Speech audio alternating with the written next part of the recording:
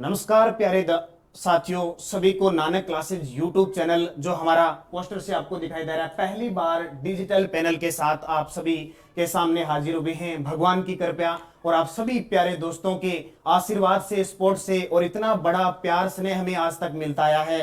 इस प्यार स्नेह को आगे बढ़ाते हुए आपके लिए एक बड़ी मुहिम हमने स्टार्ट की है और वो है एक डिजिटल पैनल के साथ। काफी समय से आपका इंतजार था कि कब आप डिजिटल पैनल पे आओगे, इस बोर्ड पे आओगे और हमें दर्शन देकर आपकी क्लास शुरू होगी। तो अब से हमने इसको स्टार्ट कर दिया है। आप सबकी प्यार और स्नेह हमारे साथ इस प्रकार बना रहे तो निरंतर आपको अब क्लासें भी इस बोर्ड पे उपलब्ध करवाएंगे, कोशिश करेंगे। पूरी करंट है, चाहे राजस्थान का किसी भी प्रकार का मैटर है, हम इसकी शुरुआत करने जा रहे हैं। तो आज से इस प्लेटफॉर्म पर आप सभी विद्यार्थियों का स्वागत है।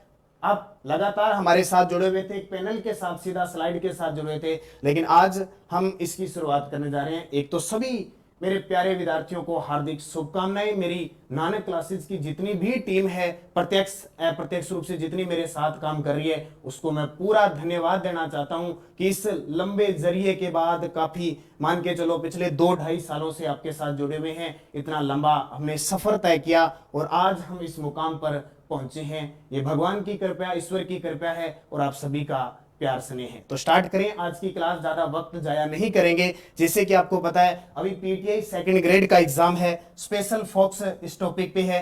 इसके अलावा अभी बीएसटीसी है, आरपीएससी, ईओआरओ का जो एग्जाम होने वाला है, इन सब पे हम चर्चा करेंगे।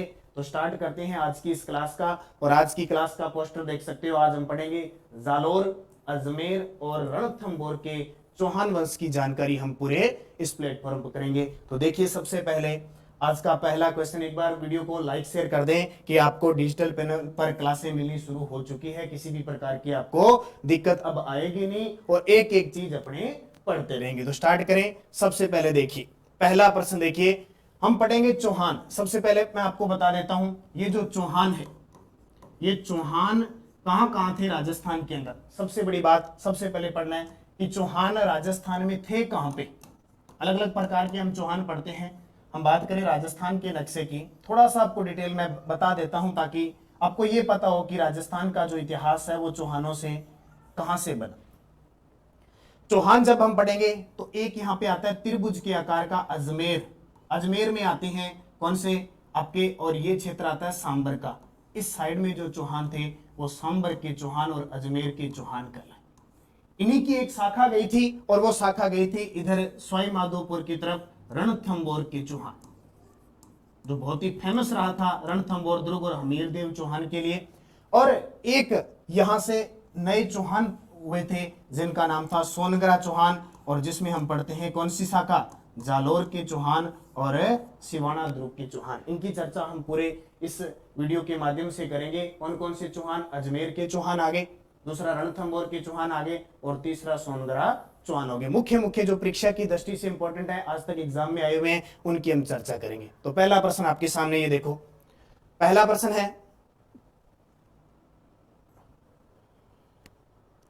थोड़ा सा दिक्कत आएगी 1-2 दिन क्योंकि नया पैनल है, नई स्टार्टिंग होने जा रही है।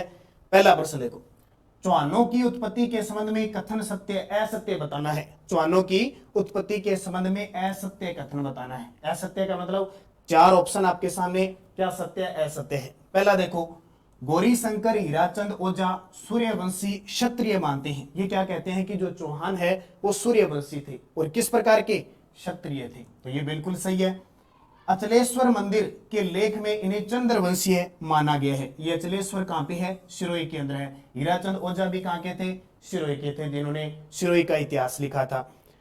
चंद्रबरदाई इन्हें अग्निकुंड से उत्पन्न मानते हैं। चंद्रबरदाई का नाम सुनते आपके दिमाग में आएगा, भी एक नई फिल्म आई थी पृथ्वी भट्ट वाली, जो अक्षय कुमार के द्वारा बनाई गई थी। ये वही चंद्रबरदाई है। इनका दूसरा नाम है पृथ्वी भट्ट, जिन्हें सीधा कहते थे ना भट्ट। फिल्म आई थी पृथ्वीराज चौहान तृतीय, ये वही चंद्रबरदाई है। इन्होंने कहा कि चौहान कैसे हैं, अग्निकुंड से। कहां से हैं, अग्निकुंड से उत्पन्न आने। तो ये सारे के सारे क्या हो जाएंगे, सत्य हो जाएंगे। अब आपको ये बात याद रखनी है, सबसे ज्यादा अगर चौहानों की जानकारी मिलती है तो इस चंद्रबरदाई के अग्निकुंड से सबसे ज्यादा साक्ष्य है, इनके माने जाते हैं। अब देखो, अग्निकुंड, चंद्रबरदाई क्या कहते हैं, चंद्रबरदाई के अनुसार अग्निकुंड, ये याद रखना, अग्निकुंड पेपर में आ जाए और या आ जाए यहां से आपको अग्नि वेदिका ही किया जा सकता है, क्योंकि आपने सुना होगा कि गुरु विशिष्ट माउंट आबू पे, आबू पर्वत पर गुरु विशिष्ट ने यज्ञ किया और यज्ञ से 4 जातियां उत्पन्न हुई। 4 जातियां हम कह सकते हैं या हम कह सकते हैं वंश कह सकते हैं। और वो पेपर में आता है कि चंद्रबरदाई के अनुसार 4 जातियां उत्पन्न हुई। वो 4 जातियां कौन कौन सी थी? नंबर 1 परमार, ठीक है, नंबर 2 चौहान, नंबर 3 प्रतिहार, जो गुर्जर प्रतिहार थे ना, गुर्जर प्रतिहार, और नंबर 4 कौन से थे? इनको आप चाहे सोलंकी मान लो चाहे चालुक्य मान लो, ठीक है, सोलंकी या चालुक्य। ये 4 जातियां उत्पन्न हुई थी कहां से? इस अग्निकुंड से। क्या कहा चंद्रबरदाई ने? इनका ग्रंथ है पृथ्वीराज रासो। कौन सा ग्रंथ है? पृथ्वीराज रासो। इस पृथ्वीराज रासो ग्रंथ में इन्होंने क्या कहा कि माउंट आबू पर गुरु विशिष्ट ने यज्ञ किया और यज्ञ से 4 जातियां उत्पन्न हुई। कौन कौन सी? परमार, चौहान, प्रतिहार और चालुक्य। सूत्र से आप याद रख सकते हो। इसका सूत्र मैं आपको बता देता हूं, बड़ा ही जबरदस्त सूत्र है। आपने जो छोटी क्लास है उसमें पढ़ा होगा, 5 क्या पढ़ा? 5 पढ़ा था ना, 1 को 1, 2 2, 3 3, चौको 4, 5 पैसे परमार, चौ से चौहान, पैसे प्रतिहार और जैसे चालुक्य। ये 4 जातियां उत्पन्न हुई थी। तो चौहानों की जब भी बात करें तो सबसे ज्यादा जो प्रमाणिक बात मिलती है वो किसकी मिलती है? चंद्रबरदाई की। अगला प्रश्न देखो। अब वहां से हमने पढ़ा, वहां से पढ़ा तो ये सारे के सारे क्या हो गए? सत्य हो गए ना, सारे के सारे क्या हो गए? सत्य हो गए, ये याद रखना। अब देखो दूसरा प्रश्न, किस ग्रंथ में चौहान शासक गोविंद तृतीय की उपाधि वेरीगट या शत्रु संहारक मिलती है? ये प्रश्न अभी सेकंड ग्रेड का जो पेपर हुआ था उसमें आया था कि किस चौहान शासक को वेरीघाट या वेरीगट की उपाधि प्राप्त है? तो वो शासक कौन सा आ गया? गोविंद तृतीय। कौन सा? गोविंद प्रथम, तृतीय, 3 आए थे, तो जो तृतीय है उसको मिली थी। अब ये जानकारी मिलती कहां से? क्योंकि इतिहास है, इतिहास सिक्कों से या विलेखों से, ग्रंथों से जानकारी मिलती है। तो एक ग्रंथ है पृथ्वीराज विजय। कौन सा? पृथ्वीराज विजय ग्रंथ है, जिसके लेखक कौन है? पृथ्वीराज लिखा था जयानक ने। ये जयानक भट्ट था जो पृथ्वीराज तृतीय के दरबार में रहता था। पृथ्वीराज तृतीय के दरबार में रहता था। इस पृथ्वीराज विजय को लिखा था जयानक भट्ट ने। और इस जयानक भट्ट ने इस पृथ्वीराज विजय ग्रंथ में गोविंद तृतीय को कौन सी उपाधि दी है? वेरीघाट की उपाधि दी है। देखिए, किस साहित्यकार ने विग्रहराज चतुर्थ के बारे में कहा कि वह कालिदास व भवभूति की होड़ कर सकता है? बहुत ही शानदार प्रश्न है।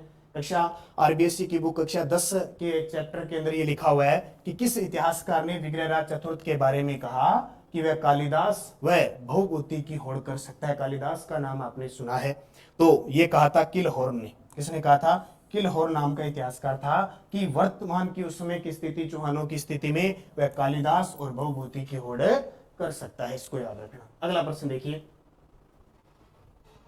विग्रहराज चतुर्थ चौहानों को विद्वानों का आश्रयदाता होने के कारण किस उपनाम से जाना जाता है?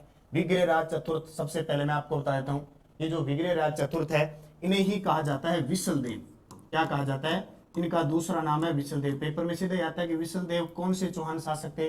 विग्रहराज चतुर्थ। विग्रहराज चतुर्थ ये लगभग आए थे 1153 से लेकर और 1164 तक का काल था इनका, ठीक है। इतिहास में सन जो होते हैं वो प्रमाणिक नहीं होते, इसलिए हो सकता है कि ये इनका काल आपको कहीं 1155 से लेकर 1163 भी मिल जाए। तो ये चीजें क्या प्रमाणिक नहीं, फिक्स नहीं है, कितना भी हो सकता है। तो आपको ये फिक्स नहीं रखना है, बस आपके दिमाग में रहना चाहिए हाँ जी विग्रहराज चतुर्थ इस काल में आया था, तो ये याद रखना आपको। देखो इसका दूसरा नाम क्या हो गया?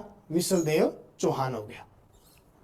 अब प्रश्न क्या बनता है कि विग्रहराज को विद्वानों का आश्रयदाता होने के कारण किस उपनाम से जाना जाता है? तो उपाधि आ गई कवि बांधव। और ये कवि बांधव की उपाधि किसने दी थी? जयानक भट्ट ने। किसने? जयानक भट्ट। जयानक भट्ट किसके दरबार में रहता था? पृथ्वीराज तृतीय के दरबार में रहता था। इसके अलावा विग्रहराज चतुर्थ ने एक हरि केली नाम से नाटक लिखा था संस्कृत भाषा में। क्या था? एक नाटक था, याद रखना। और किस भाषा में लिखा? संस्कृत भाषा में लिखा, ये भी आपको याद रखना है। अगला, पृथ्वीराज तृतीय की आवश्यकता के दौरान शासन कार्य में उसके प्रधानमंत्री का सहयोग और मार्गदर्शन रहता था। यह प्रधानमंत्री कौन था? अब नाम किसका है? पृथ्वीराज तृतीय।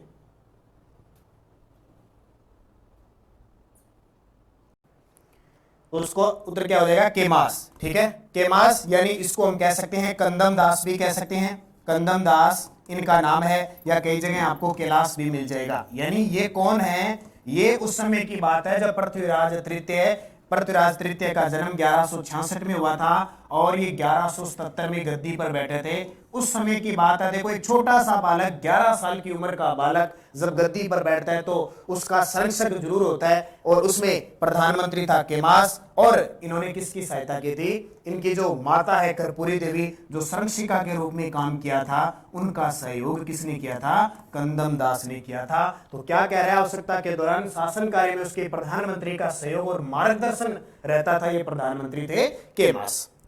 अगला प्रश्न देखो, कौन पृथ्वीराज चौहान तृतीय के समकालीन शासक नहीं था। देखो, पृथ्वीराज चौहान तृतीय की बात करें तो 1177 में गद्दी पर बैठे और 1192 में जो त्राइन का द्वितीय युद्ध हुआ था, उस युद्ध में मोहम्मद गोरी से ये हार जाते हैं और इनकी लीला समाप्त हो जाती है। पृथ्वीराज चौहान तृतीय की माता कर्पूरी देवी और पिता सोमेश्वर चौहान थे। दो बातें आपको याद रखनी है।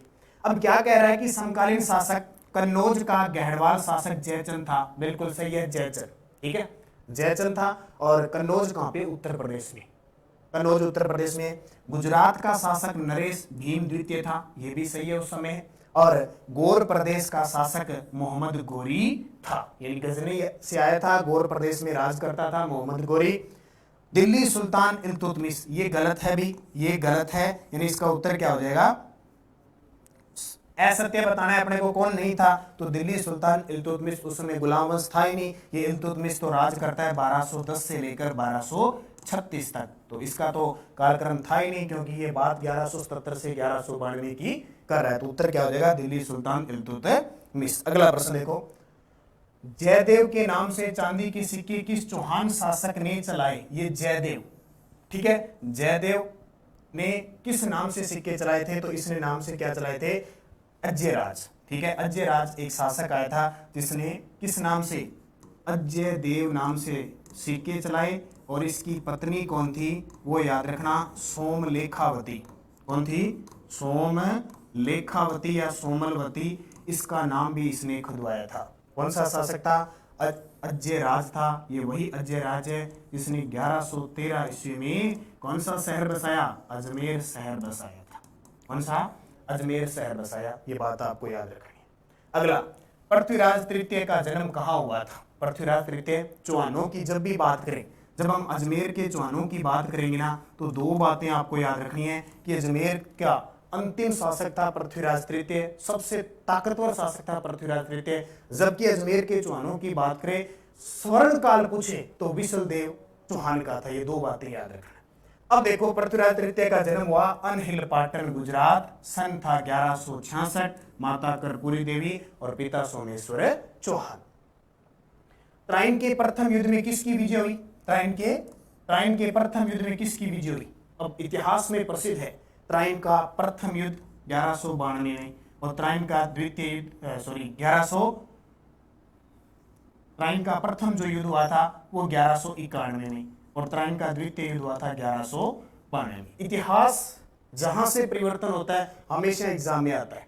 आपने पढ़ा होगा त्राइन का प्रथम युद्ध, द्वितीय युद्ध, एक बार इतिहास पढ़ता है, क्योंकि यहां से हिंदू शासकों की जगह मुस्लिम सत्ता आती है। और कभी आपने पढ़ा होगा पानीपत का युद्ध 1526 में, इतिहास फिर चेंज होता है, गुलाम वंश जो दिल्ली सल्तनत थी उसकी जगह मुगल वंश आता है। तो जब जब इतिहास में परिवर्तन हुआ है, सत्ता परिवर्तन हुआ है, एग्जामिनर क्वेश्चन वहां से पूछता है। तो 1191 में त्राइन का प्रथम युद्ध और 1192 में त्राइन का द्वितीय युद्ध। तो इसमें विजय किसकी हुई थी, प्रथम युद्ध की बात कर रहा है, तो जाहिर सी बात है कौन जीते थे, पृथ्वीराज चौहान तृतीय। किससे, मोहम्मद गोरी से।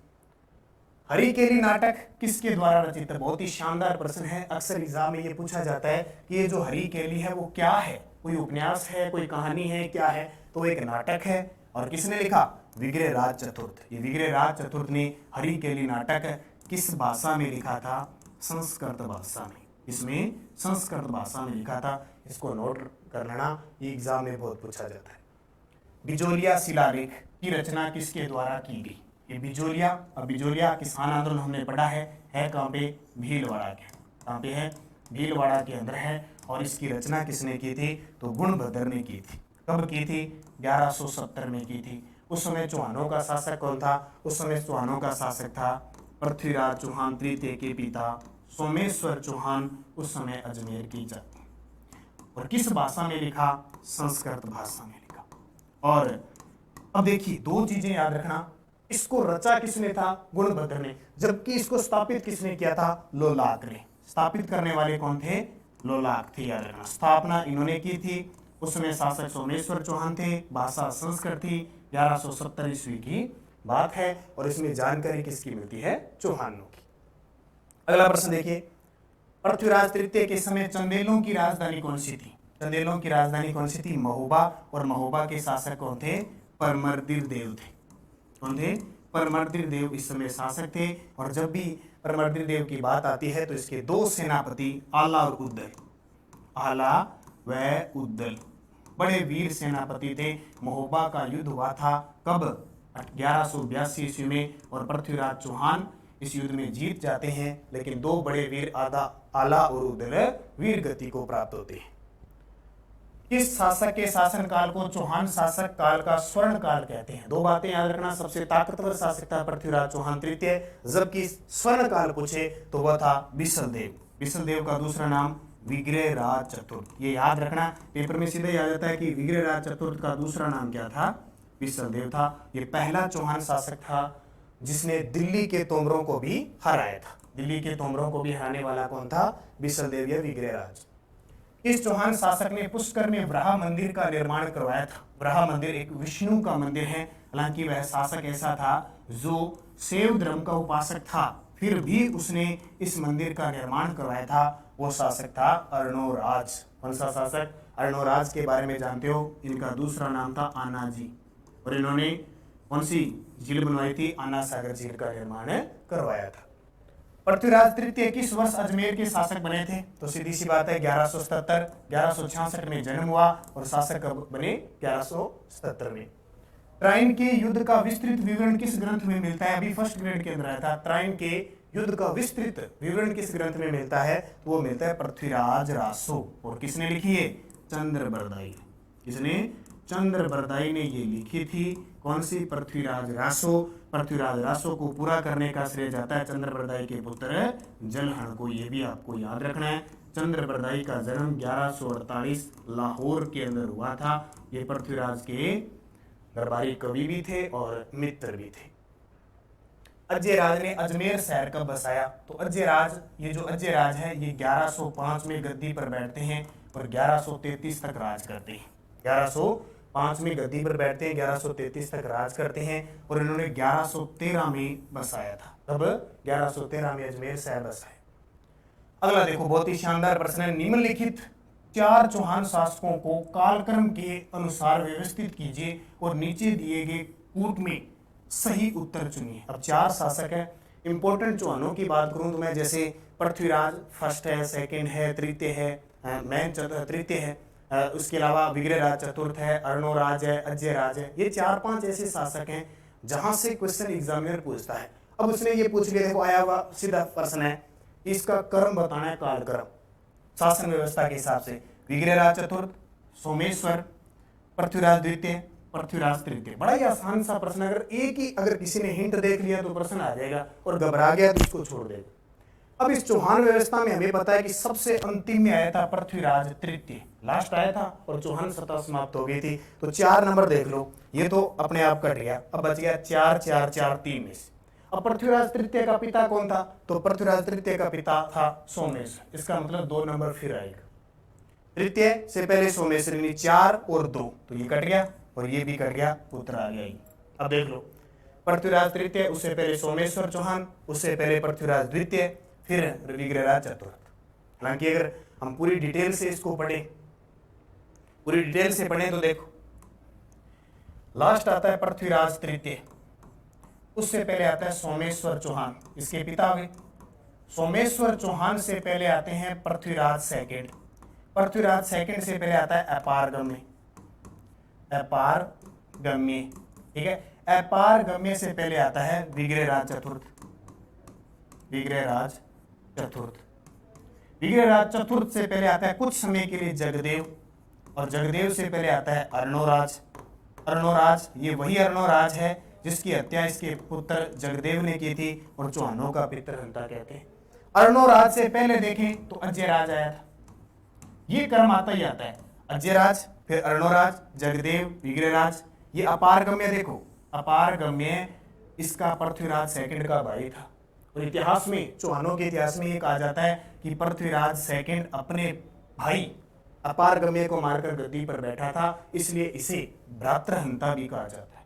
और उसके बाद सोमेश्वर और लास्ट अंतिम चौहान शासक आया था पृथ्वीराज तृतीय। ठीक है, तो इसको याद रखना है अच्छे तरीके से। अगला प्रश्न देखो, अर्णोराज के बारे में निम्न कथनों पर विचार कीजिए। ये अर्णोराज मैं बार बार बता रहा हूं 1133 में गद्दी पर बैठा, लगभग 1153 तक, लगभग इतिहास की कहानी है, 1133 से लेकर 1153 तक। अब ये क्या कहता है देखो, अपने राजकाल के प्रारंभ में उसने एक गजनवी आक्रमण को खदेड़ा था। बिल्कुल, गजनवी आक्रमण, मोहम्मद गजनवी ने आक्रमण किया था और इतनी ज्यादा नरसंहार किया था कि धरती गंदगी से भर गई थी और इसने एक झील बनाई जिसका नाम था आना सागर झील। बहुत बार प्रश्न आता है कि तुर्कों का नरसंहार करके आना सागर झील का निर्माण 1137 ईस्वी में किसने करवाया? वो शासक था अर्णोराज। तो बिल्कुल बात सही है एकदम। वह मालवा के नरवर्मन को पराजित करने में असफल रहा, तो ये बात है गलत, क्योंकि मालवा के नरवर्मन को इसने हराया था, सफल हुआ था न कि असफल हुआ था। तो ये बात कथन पर विचार करनी है। उसने चालुक्य नरेश जयसिंह सिद्धराज की पुत्री से विवाह किया था, बिल्कुल सही है, विवाह किया था।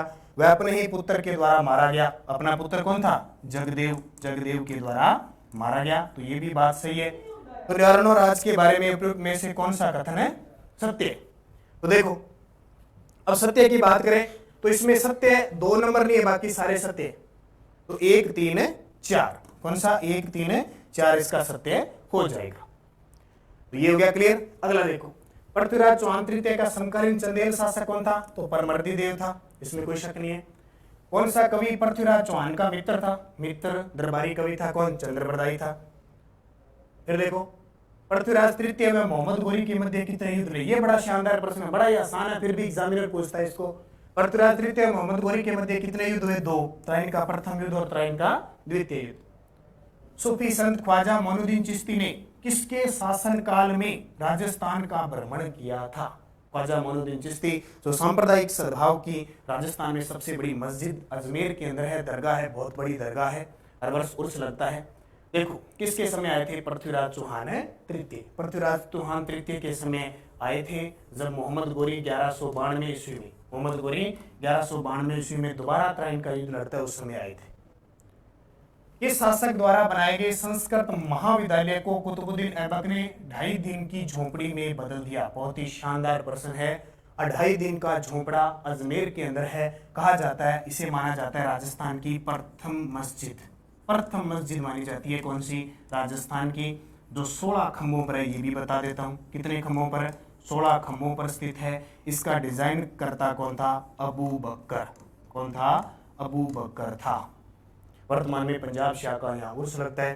तो यहाँ पे पहले क्या थी? एक संस्कृत पाठशाला थी जिसका नाम था सरस्वती कंठाभरण, उस नाम थी, उसका निर्माण करवाया था विग्रहराज चतुर्थ ने। और इसी को तोड़वाकर कुतुबुद्दीन ऐबक गुलाम वंश का प्रथम शासक था, संस्थापक था, उसने अजमेर के अंदर 2.5 दिन का झोपड़ा बना दिया।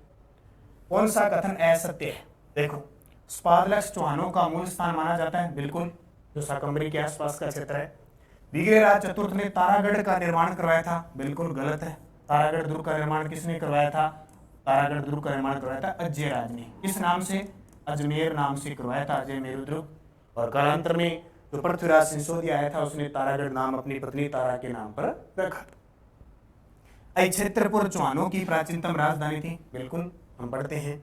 और पृथ्वीराज तृतीय अजमेर के चौहानों का अंतिम शासक था, ये भी सही है। तो गलत कौन सा हो जाएगा?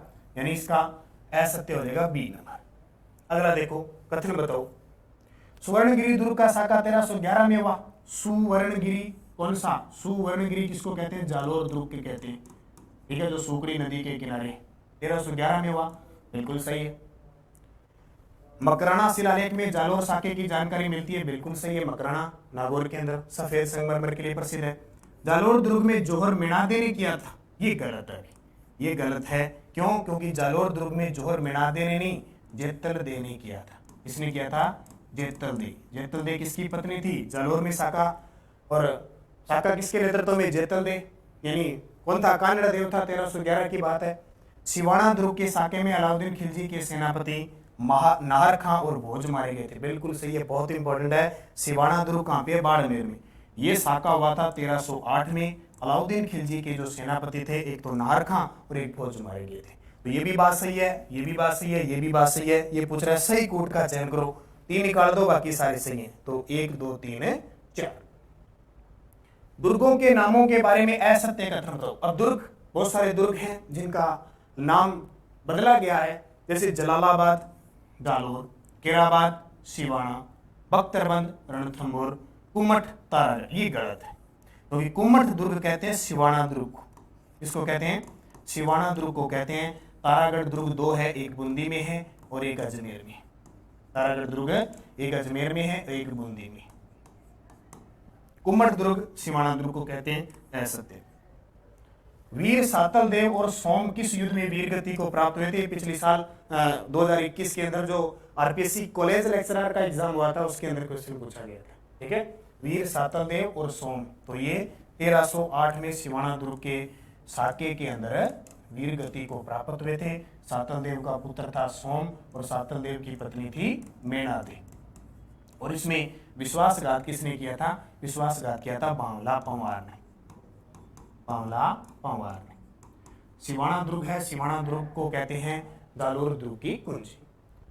12वीं सदी में सोनग्रा चौहानों का शासक किस शासक द्वारा स्थापित किया गया? 12वीं शताब्दी का मतलब है 1181 ईस्वी के आसपास कीर्तिपाल चौहान था, उसने जालोर में सोनग्रा चौहान, ये याद रखना पेपर में आता है कि सोनग्रा चौहान का शासन किस क्षेत्र में था? जालोर क्षेत्र में। इतिहास में मालदेव मुछाला के नाम से कौन विख्यात है? इतिहास में मालदेव मुछाला, तो मालदेव मुछाला के नाम से मालदेव सोनग्रा प्रसिद्ध है। अलाउद्दीन खिलजी की निम्नलिखित विजयों को कालक्रम अनुसार व्यवस्थित कीजिए। अब ये कौन था अलाउद्दीन खिलजी? अलाउद्दीन खिलजी बड़ा खतरनाक था। ये समझ लो कि इसकी तोप थी AK-47, नाम से पता है AK-47 इतना खतरनाक था, जब जब चला विस्फोट हुआ। अलाउद्दीन खिलजी 1296 में दिल्ली सल्तनत खिलजी वंश का शासक बनता है और 1316 तक रहता है। इस समय इसने बहुत सारे कारनामे किए थे, खास करके राजस्थान के इतिहास के राजाओं के पास जो दुर्ग थे उनको जीता था और ज्यादातर विश्वासघात कारण। अब देखो उसने क्या क्या जीता, उसने क्या क्या जीता। देखो उसने, मैं आपको बता देता हूं। सबसे पहले उसने जीता रणथंभौर को। किसको जीता? रणथंभौर को। किस वर्ष? 1301 में। रणथंभौर सवाईमाधोपुर में। फिर इसने जीता चित्तौड़ को 1303 में। फिर इसने जीता सिवाना को 1308 में और फिर जीता जालोर को 1311। ये 4 बड़े युद्ध किए थे और चारों जीता है अलाउद्दीन खिलजी। और रणथंभौर में अमीरदेव चौहान शासक था, जालोर में कानड़ देव था, चित्तौड़ में रावल रतन सिंह था और सिवाना में शीतलदेव चौहान था। चारों ही जीता था। तो क्रम देख लो, 1301, 1303, 1308, 1311। तो सबसे पहले आएगा ए आ गया, उसके बाद में आएगा AC, फिर आएगा D, ये आ गया ACD। शानदार प्रश्न है, इसको याद रखना। अगला प्रश्न देखो, रणथंभौर दुर्ग पर दिल्ली सुल्तान अलाउद्दीन खिलजी के आक्रमण करने का मुख्य कारण क्या था? रणथंभौर कहाँ पे? सवाईमाधोपुर में। और दिल्ली सुल्तान अलाउद्दीन खिलजी, मैंने आपको बता दिया कि मुख्य कारण क्या था।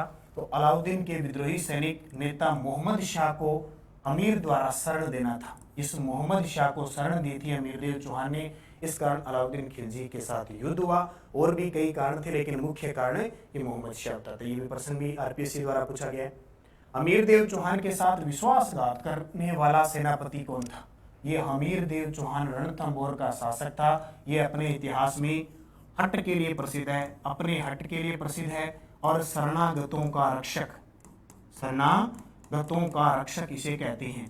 क्यों कहते हैं? क्योंकि इसने, पीछे प्रश्न में पढ़ा था, इसने जो रणथंभौर में मोहम्मद शाह आए थे उसको शरण दी थी अलाउद्दीन खिलजी के खिलाफ। और शरणागतों का रक्षक और हमीर हट, इनके बारे में कहा जाता है कि सिंह सुवन सतपुरुष वचन कदली फलत एक बार, तिरिया तेल हमीर हट चढ़े न दूजी बार। किस शासक के लिए जाना जाता है? हमीर देव चौहान रणथंभौर का शासक बनता है 1282 में, और 1301 में ये अलाउद्दीन खिलजी का शिकार होता है और ये कहलाता है राजस्थान का प्रथम साका कहलाता है। अब देखो विश्वासघात किसने किया था? तो विश्वासघात किया था किसने? रणमल और रतिपाल ने। इसने रणमल और रतिपाल ने विश्वासघात किया था। इस वजह से इस जो दुर्ग है इस पर अधिकार कर लेता है कौन? अलाउद्दीन खिलजी। और इस दुर्ग के बारे में एक बात और बता देता हूँ, अबुल फजल का नाम सुना है, जो अकबर के दरबार नवरत्न था, अपने राजस्थान के नागौर का था। अबुल फजल ने इस दुर्ग के बारे में कहा कि बाकी सब दुर्ग नंगे हैं जबकि ये बख्तरबंद है, यानी बख्तरबंद की संज्ञा अबुल फजल ने दी थी। ठीक है, तो रणमल और रतिपाल ने क्या किया था? विश्वासघात। अमीर रासो ग्रंथ के रचयिता, अमीर रासो ग्रंथ लिखा था जोधराज ने। देखो दो है अमीर रासो, एक सारंगधर ने भी सेम लिखा था और एक जोधराज ने भी लिखा था। कौन सा? हमीर रासो ग्रंथ। रणथंभौर में चौहान वंश की शुरुआत किसने की थी? अब देखो जैसे मैंने आपको लास्ट बताया कि पृथ्वीराज चौहान तृतीय अंतिम शासक था। 1192 में त्राइन के द्वितीय युद्ध में गोरी से हार जाता है, उसका पुत्र होता है कौन? गोविंदराज चौहान। ये गोविंदराज चौहान 1194 ईस्वी में रणथंभौर में चौहान वंश की नींव डालता है। और सबसे प्रसिद्ध इसमें जो शासक आता है हमीर देव चौहान। कित्तू एक महान राजा है, इस उपाधि से कीर्तिपाल को किसने नवाजा? बड़ा ही शानदार प्रश्न। ये शासक है कित्तू। कित्तू का मतलब है कीर्तिपाल। कौन सा शासक है? कीर्तिपाल, जो 1183 या 81 की जगह आपको 81 मिल जाएगा। ठीक है, सन पेपर में नहीं आते। 12वीं शताब्दी के अंदर कीर्तिपाल जालोर के सोनगरा चौहान वंश की नींव डालता है। और इसकी हरकतें और इसका इतिहास देखकर जो मोहनोत नैणसी है, कौन है? जिसे राजस्थान का अबुल फजल कहते हैं, वो एक उपाधि देते हैं कि कित्तू एक महान राजा है।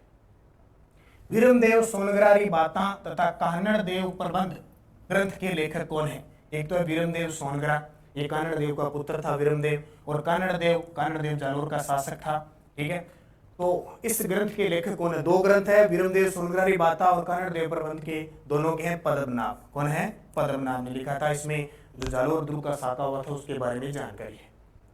चौहान वंश के किस शासक को नागभट्ट द्वितीय के दरबार में वीर की उपाधि प्राप्त थी? चौहान वंश के किस शासक को? नागभट्ट द्वितीय गुर्जर प्रतिहार वंश का शक्तिशाली शासक था, जिसने गंगा में जल समाधि ली थी। तो उसने वीर की उपाधि किसको दी थी? गुवक। ये गुवक वही है जिसने हर्षनाथ के मंदिर का निर्माण करवाया था। ठीक है, हर्षनाथ मंदिर का निर्माण करवाया था गुवक प्रथम, और ये वह शासक है। इसके बाद के जितने भी शासक है वो स्वतंत्र हो जाते हैं प्रतिहारों से। इससे पहले जितने भी शासक होते हैं वो प्रतिहारों के सामंत होते हैं।